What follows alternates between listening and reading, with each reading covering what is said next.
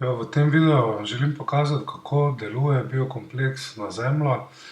Tu imamo eno študijo iz Univerze za metalurški inštitut iz Zenice, kjer so testirali vpliv morskih alg oziroma enega izmed naših produktov na bioremediacijo Zemlje, kako popraviti Zemljo, po domače.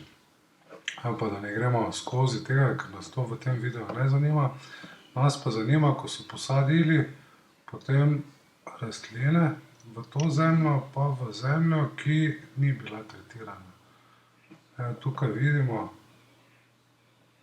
levo v netretirani zemlji, torej tisto, kar so vzeli iz deponije metalurške industrije, in desno tretirano to isto zemljo z biokompleksom.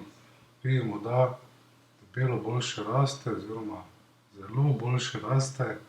Vidimo spodaj paprika, netretirana levo in tretirana z algenskim preparatom desno.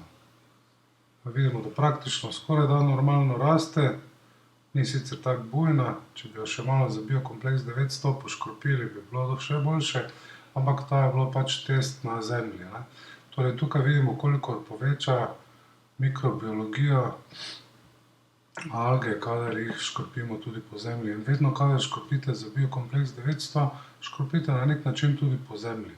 Zato je tudi zemlja dosti boljša. Evo še pšenica, razlika, rože. Vidite, da rože praktično rastejo relativno okej, glede na slabo kvaliteto zemlje. Torej, več informacij na rjavemorske-alge.si, točno za rastline, katere bi želeli tretirati, in vse ostale informacije o morskih algah.